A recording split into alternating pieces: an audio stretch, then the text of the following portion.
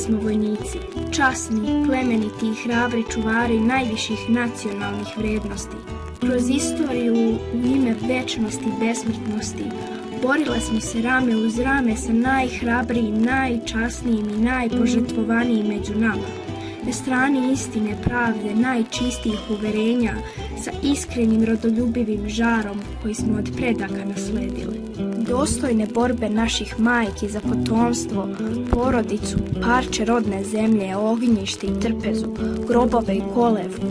Dostojne svake suze onih koje su čekale voljene da se iz rata vrate, dok su oni životom čuvali ono što nam je srcu najmilije, domovinu.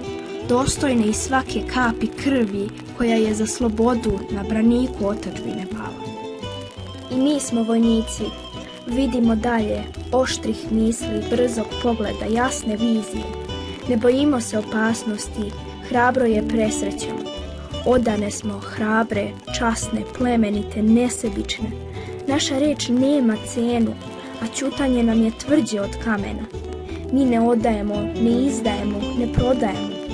Na našim časnim kostima podignuta je savremena srpska država. Mi smo večne vatre u slavnom istorijskom toku. Vaše zvezde, vodilje i svetli putokaz ka budućnosti. Mi smo pravi vojnici. Borimo se za čast i slobodu iz uverenja. Naša snaga iz srca dolazi. Tamo daleko ostavile smo dom, devojačke snove, obukle uniformu i krenule da branimo ime Srbije od neprijatelja, mraka, smrti, nestajanja.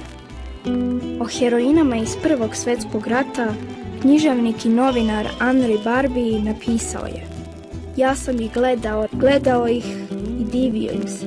Ni straha, ni kolebanja, ni suze, ni uzdaha.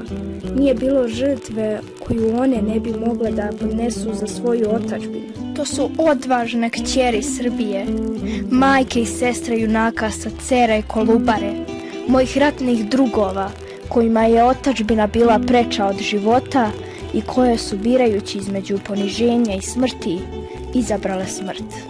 Sofija Jovanović, Lenka Rabasović, Rizna Radović, Milunka Savić, Slavka Tomić, Ljubica Čakarević, Mara Petrović, Živana Terzić i mnoge druge pobedile su istorijom uskraćene uloge i u Prvom svjetskom ratu učestvovale kao vojnici.